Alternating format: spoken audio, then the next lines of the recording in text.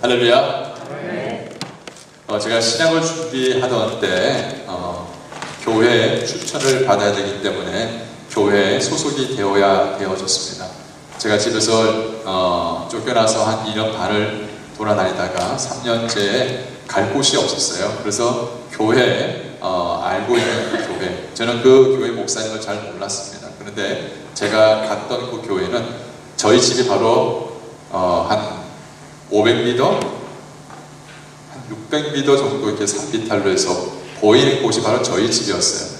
저희 집이 보임에도 불구하고 저는 들어갈 수가 없었습니다. 그래서 그 교회 목사님한테 상의를 했습니다. 목사님, 제가 지금 신학을 준비하는데 제가 이 교회에서 열심히 봉사하고 또 하나님을 섬기겠습니다. 그 목사님 참 넓으신 분이셨어요. 그래서 그 목사님이 잘 곳이 없는데 괜찮습니다. 제가 몇 년 부르다 보니까 어디든지 괜찮습니다. 그래서 그 교회 의자 올려놓고 사무실에서 주무시게. 그래서 정말 그 교회에서 새벽기도, 성가대 지휘, 또 찬양인도, 주일학교 교사, 청년부, 모든 교회 꾸준히 일하는 일은 참 다 하기 시작했습니다. 교회가 참 아름다웠고 참 귀한 교회였습니다.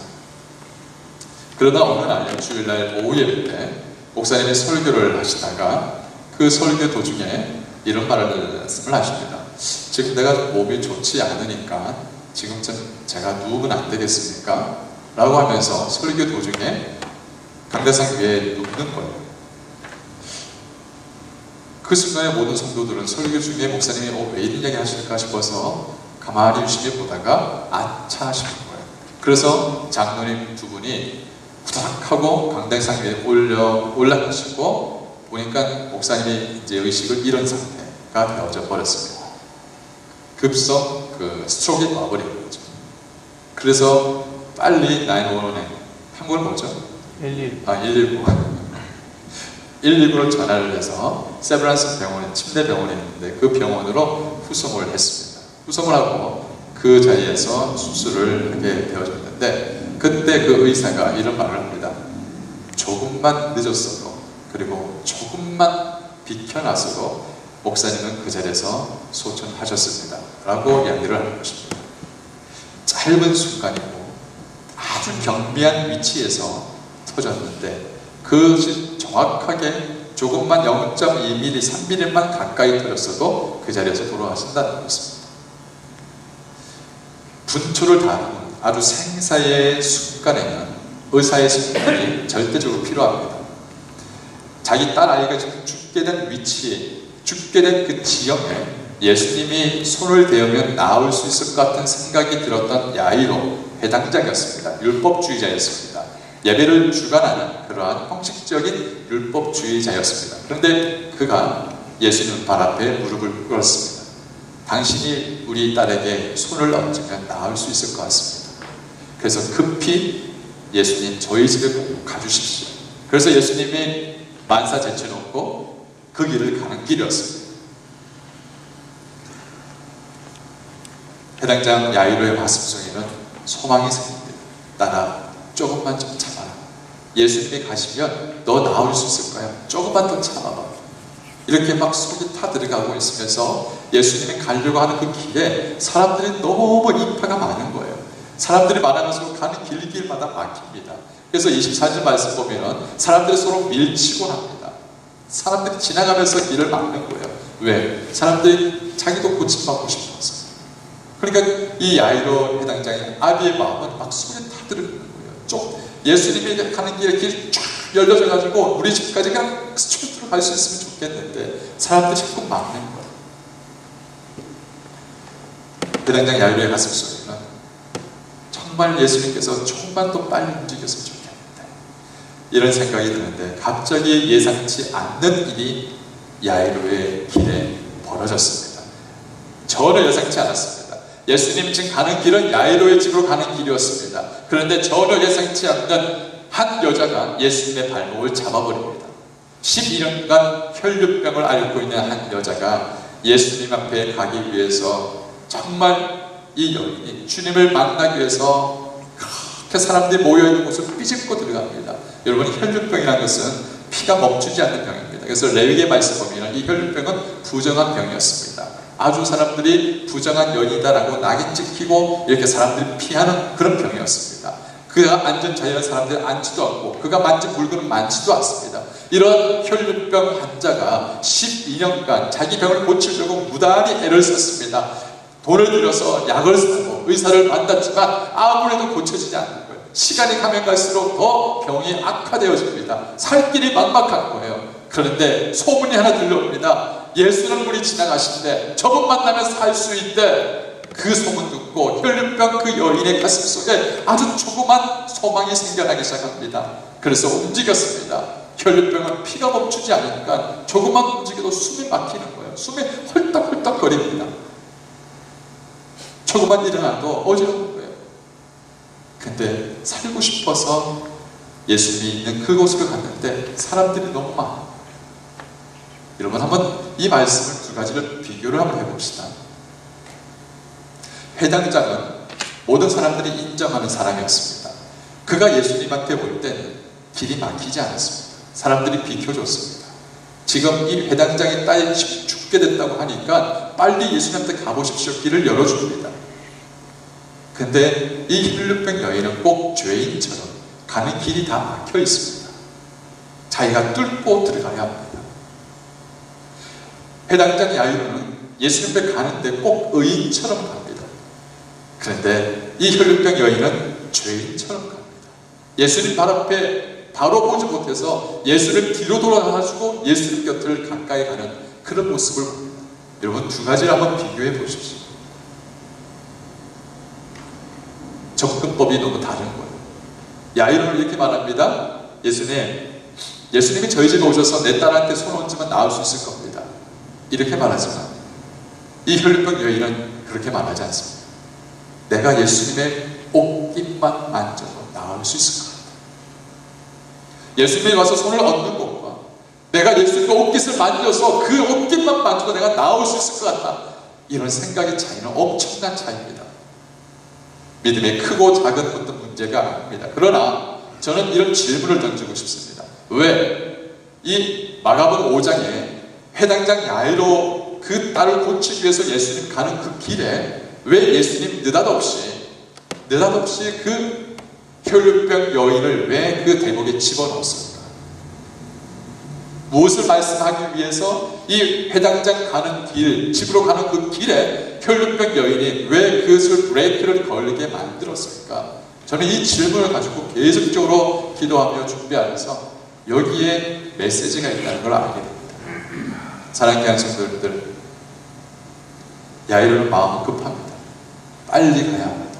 그런데 그 빨리 가야 할 그 야이로의 발목을 잡는 그 순간 왜 하나님께서 혈류병 여인의 그 말씀을 이 야이로의 딸을 고치는 그 대목에 왜 그 안에 넣어놓은 거죠?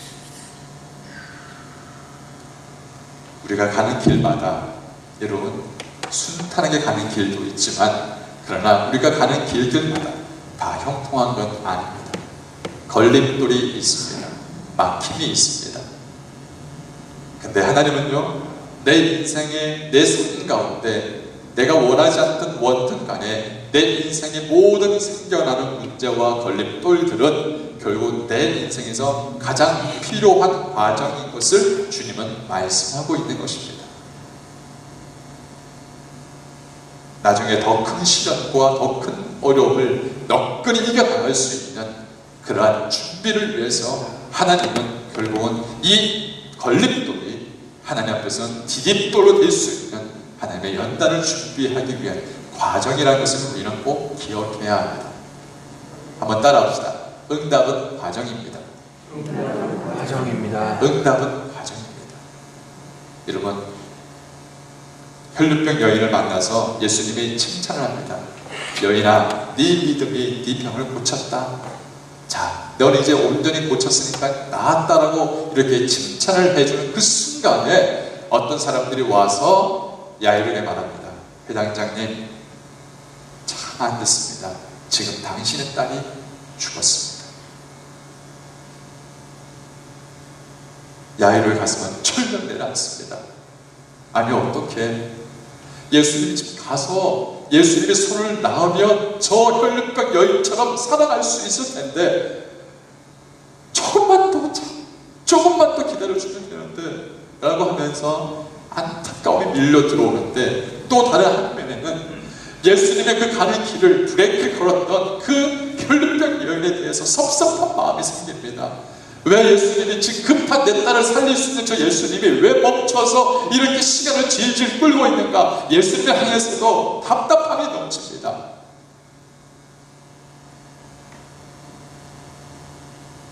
그때 예수님이 뭐라고 말씀하시냐면, 사람들이 와서 수근수근 내는 소리를 듣고 야이르게 말합니다. 두려워 말고 하나님만 믿으라. 두려워 말고 믿기만 하라. 아멘. 두려워 말고 믿기만 하라. 여러분, 이 말씀은 야이로에게 주는 메시지뿐만 아니라 우리에게도 주는 메시지입니다. 야이로야, 너는 지금 보지 않았느냐? 저 12년간 수치와 부끄러움 속에 갇혀있는 저 여인이 내게 와서 지금 고침받는 것을 넌 보지 않았느냐? 너는 믿기만 하라 라고 이야기하고 있습니다. 사랑하는 성도님들, 우리에게 주는 메시지는 과연 무엇일까요? 예수님께서 자기 능력이 빠져나가는 걸 보시면서 누가 내 옷깃에 손을 대었느냐라고 묻습니다. 그때 한 여자가 벌벌벌 떨면서 예수님 앞으로 와서 만난 것도 아니라 예수님 뒤로 가서 예수님 그 옷깃 하나만 만져도 고침을 받을 것만 같은 그 생각과 그 믿음과 그 간절함이 결국 고침을 받았는데, 야이로에게도 똑같이 말합니다. 야이로야, 너는 지금 너희 딸을 살리고 싶어서 내한테 왔지만 지금 너에게 필요한 것은 바로 이 여인처럼 너가 살고 싶어서, 너가 고침받고 싶어서 너 저 여인 속에 들어있는 간절함이 보이느냐? 너는 저 여인 속에 수치와 부끄러움을 뚫고 나오는 한 여인의 그런 간절함을 너는 보고 있느냐? 너는 내게 올 때는 길이 활짝 열렸지만 저 여인은 뚫고서, 사람들 부끄러움을 뚫고서 나온 저 여인의 그런 강렬한 믿음을 너는 지금 보고 있느냐? 우리에게도 말씀하시죠. 우리가 주님을 만나야 할 때 내가 주님의 옷깃만 만져도 내가 나올 수 있을 것 같고, 주님 옷깃만 만져도 내가 모든 응답이 있을 것 같은 그런 간절함으로 우리가 기도하고 예배를 드리고 있느냐? 그런 간절한 강력한 마음으로 우리는 예배에 참여하고 있는가? 사랑해야 하는 여러분들, 우리에게 주는 메시지가 가장 귀합니다. 어쩌면 해당장의 직분은 율법주의자이기 때문에 늘 형식적으로 냉랭한 마음이 가득 차 있습니다. 그 냉랭하고 형식적인 그러한 율법주의자인 회당장의 그 가슴 속에 일침을 가하는 가냘프고 죄인 같은 부정한 여인의 이 등장은 야이로의 인생에 엄청난 진동을 일으킵니다. 우리 인생에도 똑같습니다. 전혀 예상치 않는 이러한 만남을 통하여서, 이를 통하여서 우리에게 신앙의 강력한 지각의 흔들림이 있습니다. 근데 이 모든 것들 또한 우리에게 주는 메시지가 있기 때문입니다. 회당장은 자기 딸 문제로 왔지만 지금 현재 내 딸이 죽게 된 것은 바로 혈류병 가진 여인이 걸림돌이 아니라 오히려 이 혈류병 가진 여인을 인하여 주님이 회당장에게 말하고 싶어하는 엄청난 메시지를 발견할 수 있게 만드는 디딤돌로 주님은 사용하신다는 것입니다. 믿습니까? 네. 여러분, 응답에는 과정이 있습니다. 자, 보세요. 만약에 회당장을 집에 예수님 가셔서 손대어서 나왔습니다. 그러면 회당장은 예수님 와주셔서 감사합니다. 예수님 정말 오셔서 이렇게 고쳐주셔서 감사합니다. 이 정도 수준의 믿음이었습니다. 근데 그 딸은 지금 죽은 거예요. 믿음이 발생할 수가 없습니다. 여기에 회당장은 엄청난 갈등을 겪습니다. 하나님은요, 우리에게 인생을 살다가 믿음의 갈등을 그곳에 집어넣을 때가 있습니다.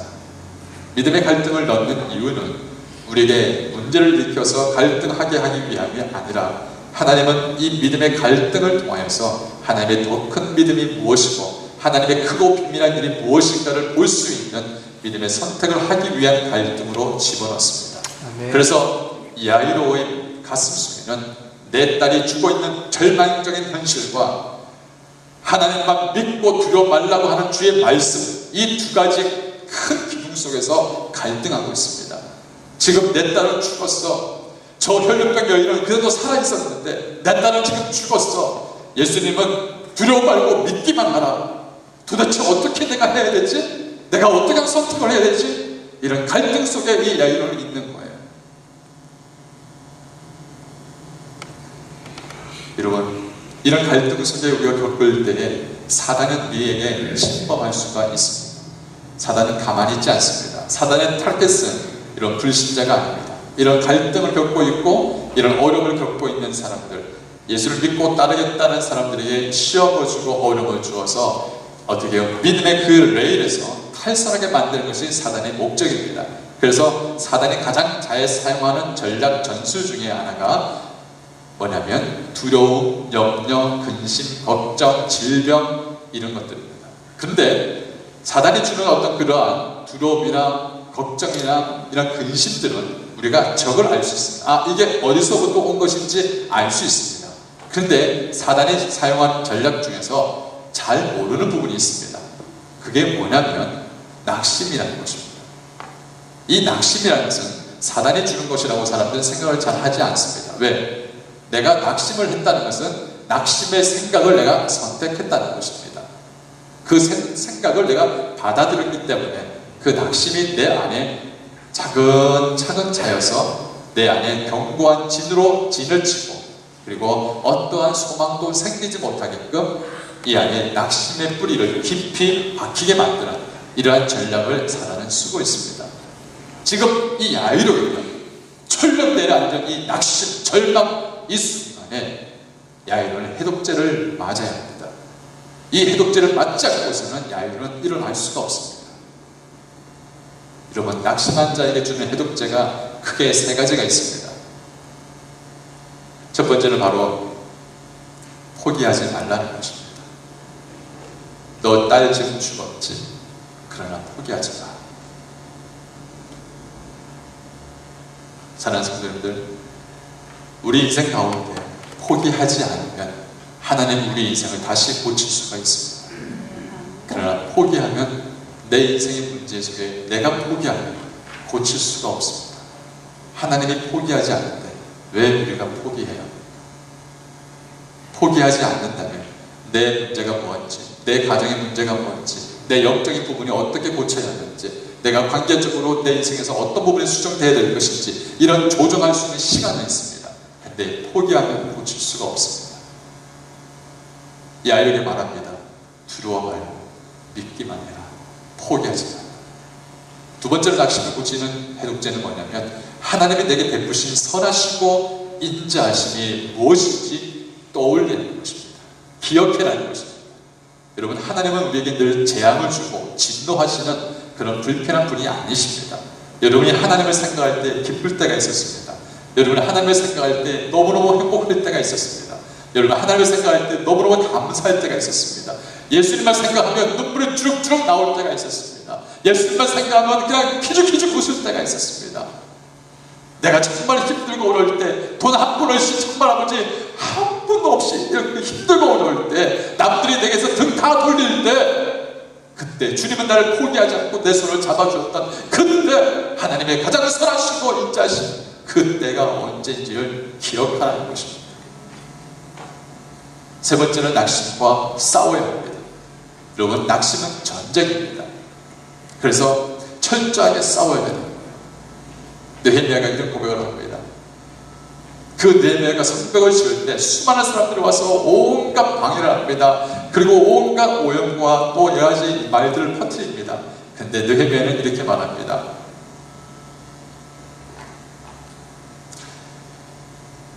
너희는 저희를 두려워 말고 지극히 크시고 두려우신 주를 기억하고 너희 형제와 자녀와 아내와 집을 위하여 싸우라. 느헤미야는 정말 하나님의 뜻이 무엇인지 알았습니다. 모든 사람들과 성도들은 이제 큰일 났다라고 생각하고 싶어하는 그 순간에 낙심과 싸우라고 이야기를 합니다. 야이로는 바로 자기 순에 무너진 이 마음을 위해서, 이 무너진 순간을 위해서 싸워 나가야만 하는 것입니다. 사랑하는 성도님들, 너무 힘들어서 포기하는 것도 내가 할 수 있는 선택입니다. 그러나 낙심하지 않는 것도 내가 할 수 있는 선택입니다. 믿음의 사람은 낙심을 거부합니다. 믿음의 사람은 두려워하기를 거부합니다. 믿음의 사람은 믿음의 선택을 하는 사람인 줄 믿습니다. 아멘. 야이로는 이런 믿음의 갈등에서 하나님을 믿고 의지하는 믿음을 선택했습니다. 믿기지 않았지만 내 딸이 고침받는 걸 보면서, 그래, 내가 진짜 딸을 두는 오직 하나님, 그분뿐이다. 내가 오직 믿을 분은 오직 예수 그리스도, 그분뿐이라는 분명한 믿음을 바로 이 혈류병 여인이 걸림돌로 인한 것이 아니라 이 여인을 통하여서 죽은 자를 부활 되신 생명 되신 그 주님이 내 딸을 살릴 수 있는 능력이신 그 주님인 것을 정확하게 보게 만들었던 것입니다. 사랑하는 교회 성도님들, 우리가 사실 믿을 수 있는 것만 믿는 모습이 있습니다. 한번 잘 보세요. 내가 어디 아픕니다. 자, 어디 아프면 아픈 사람들은 의사를 찾든 병원을 찾든 약을 찾습니다. 또 기도를 하든. 그래서 이렇게 내가 아프면 내가 나을 수 있을 것 같은 하나님 앞에 엎드려 기도하면서, 기도하는 것은 무엇 때문에 기도하는 거죠? 내가 나을 수 있으면 좋겠다, 낫겠다라는 믿음을 가지고 기도합니다. 내가 어려운 문제가 생깁니다. 그 어려운 부분을 내가 풀 수 있게끔 하나님께 기도하는 이유가 뭐죠? 하나님 나를 도와주셔서, 내게 도움을 베풀어 주셔서 그분을 의지하면 내가 고침받고 회복되고 문제가 풀어질 수 있겠다라는 그런 부분들에 대한 믿음입니다. 이것은 여러분 철저하게 어떤 믿음이냐면 상황적인 믿음입니다. 현실적인 믿음입니다. 그런데 야이로에게 요구하는 것은 바로 상황적인 현실적인 믿음이 아니라 모든 무에서 유를 창조하시고 죽음에서 생명을 부활시킬 수 있는 그런 절대적인 그 주님에 대한 절대적인 그 믿음을 야이로에게 요구하는 거예요. 단순한 내 딸 고치는 그런 그 정도의 수준의 믿음이 아니라 모든 것에서부터 새롭게 시작할 수 있는 그 하나님에 대한 절대적인 그 믿음을 야이로에게 지금 요구하는 것입니다. 인생의 문제, 많은 문제를 푸는 키는 여러 가지가 있지만, 그러나 우리 인생의 영생을 가져다 줄 수 있고 책임질 수 있는 키는 오직 예수 그리스도밖에 없습니다. 믿습니까? 아멘. 그 오직 예수 그리스도, 그분만이 죽음을 생명으로 바꿀 수 있는 유일한 분이십니다. 그 부활과 생명의 주관자 되신 그 주님이 누워있는 그 딸에게 하는 증거, 달리다 소녀야 내게 명하노니 일어나라. 사랑하는 귀한 성도님들, 이 달리다 보면 이 메시지가 과연 우리는 어떤 믿음으로 다가와야 할 것인지 한번 적용해 봐야 합니다. 여러분, 다니엘서 보면 이 다니엘이 예수님을 참 잘 믿는 사람이었습니다. 하나님을 경외하는 사람이었습니다. 근데 이 다니엘이 믿고 있는 그 예루살렘, 이스라엘이 어떻게 해요? 이방 나라에 포로가 되어져 버렸습니다. 그래서 다니엘이 그 이방 나라에서 참 하나님 앞에서 주신 지혜가 있어서, 총명함이 있어서 그 이방 나라에서도 바로 총리가 되었습니다. 근데 그것을 시기하는 사람들이 있었어요. 그래서 어떻게 해요? 그 시기하는 사람들로 인해서 결국은 꼬임에, 그들의 괴율에 넘어가 버립니다. 그동안 그 옆에 있는 총리들과 방백들이 서로 모의를 합작을 해서 이 왕에게, 다리오 왕에게 어떤 조서를 올리냐면, 왕이여, 이제 30일 동안 왕 외에 다른 신에게 절하거나 엎드리는 그 사람은 사자굴에 집어 넣어야 합니다. 이 조서를 올려서 도장을 어인이 딱 찍힌 조서를 받습니다. 근데 다니엘서 6장 말씀 보면은 이 다니엘이 이 조서에 어인이 찍힌 것을 알고도 늘 하던 대로 예루살렘을 향하여서 하루에 3번씩 하나님께 감사하였더라. 여러분, 다니엘이 배짱이 있었습니다. 믿음이 있었습니다. 하나님을 여러분 그냥 단순히 조금 내가 상황적으로 신뢰하는 그런 하나님, 그런 존재가 아니었습니다. 내가 사자굴에 들어갈지라도 하나님을 놓지 않는, 내가 어느 곳에 있을지라도 하나님 나를 버리지 않는 그런 하나님에 대한 절대적인 믿음을 다니엘이 가졌습니다. 이 다니엘이 결국은 어인이 찢겨서 내게 이런 형이 내려질 것도 알았습니다. 그러나 다니엘은 흔들리지 않았습니다. 하나님을 신뢰하는 그 끈을 놓치지 않았습니다. 철저하게 그 다니엘은 결국은 사자굴에 들어가서 하나님의 천사들이 와서 그 사자 입을 봉하고 사자에게 죽임을 당치 않고, 그 다음날 어떻게 해요? 다리오 왕이 다니엘이 죽었나 싶어서 그 사자굴 앞에 서서 다니엘아 다니엘아, 너가 믿는 그 하나님, 살아계신 그 하나님이 너를 보호할 수 있는 능력이 있는지 한번 보고 싶다.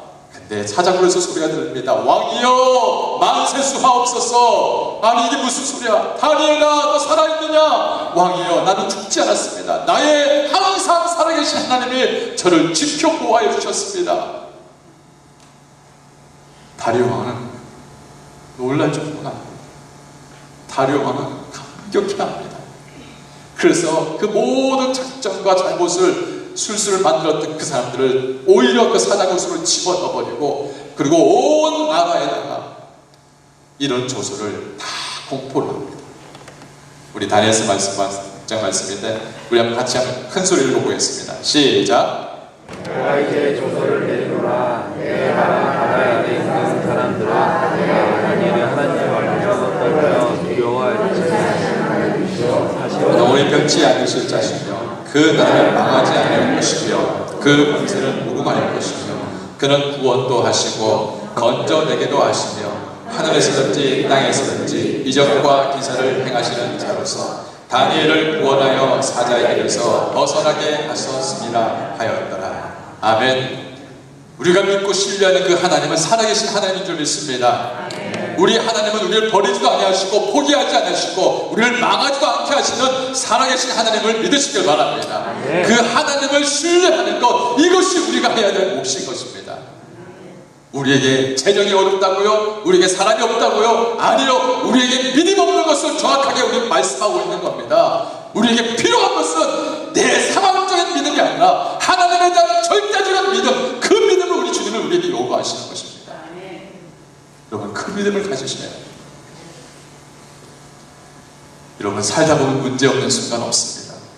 그러나 문제를 문제로만 생각하지 마시고 그 문제 뒤에 하나님께서 절망의 커튼과 낙심의 커튼을 걷고 나서 크고 비밀한 일을 행하신 그 하나님, 살아계신 절대적인 그 하나님에 대한 여러분 믿음과 그 믿음이 우리에게 새로운 소망을 주시는 축복의 통로인 줄 믿습니다.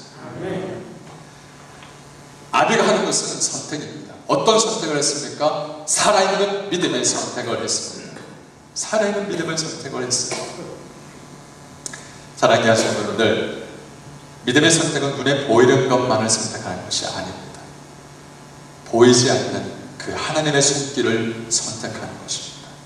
다윗이 무엇을 선택했습니까? 자기 앞에 큰 키로 앞에 놓여져 있는 골리앗을 바라보면서 골리앗의 크기에 눌렸습니까? 아닙니다. 자기를 한 방이면 때려 눕힐 그 골리앗의 파워에 그는 눌렸습니까? 아닙니다.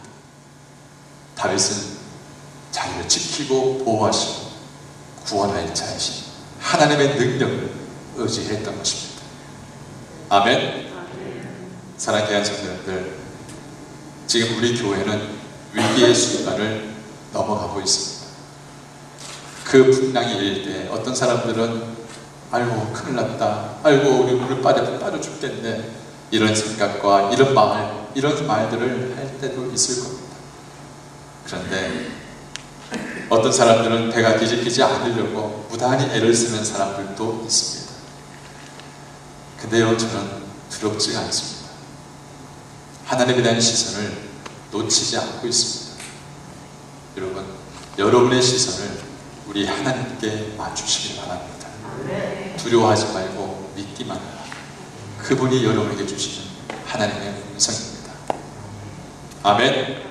살아있는 믿음을 우리가 온전히 정말 살아있는 믿음을 선택하여 달리 타고 소녀야 내가 네게 명하노니 일어나라 말씀하시는 그 음성을 듣고 우리 마음 가운데 의심과 두려움과 낙심과 모든 안 된다고 생각하는 부정적인 생각으로 동력내고 있는 그 모든 끈들을 끊어버리고 여러분 심령에 달리다고 일어나 있기를 주의 이름으로 축원합니다. 아멘. 저를 한번 따라해 주시기 바랍니다. 내 영혼아 달리다고 일어날지어다. 내 안에 있는 모든 것들아 달리다고 일어날지어다. 우리 교회여 달리다고 일어날지어다. 여러분 그 음성을 믿고 그분을 의지하시기를 주의 이름으로 축원합니다. 아멘. 끝으로 우리가 해야 할 몫은 예수님이 우리에게 맡겨진 몫이 있습니다. 그것은 뭐냐면 소경인 이 소녀가 죽음에서 일어나서 기질이 하나도 없습니다. 기가 다 빠져 있습니다. 그때 예수님이 뭐라고 말씀합니까? 그 소녀에게 이렇게 말합니다. 이 소녀에게 먹을 것을 주라. 여러분 참 보면은 우리 예수님은 영의 양식만 주는 분이 아니에요. 예수님은 항상 영의 양식과 또한 육의 양식을 항상 생각을 하세요. 먹을 것을 나눠줘라. 여러분 이것은 주님이 하실 몫이 아닙니다. 우리가 해야 할 몫입니다.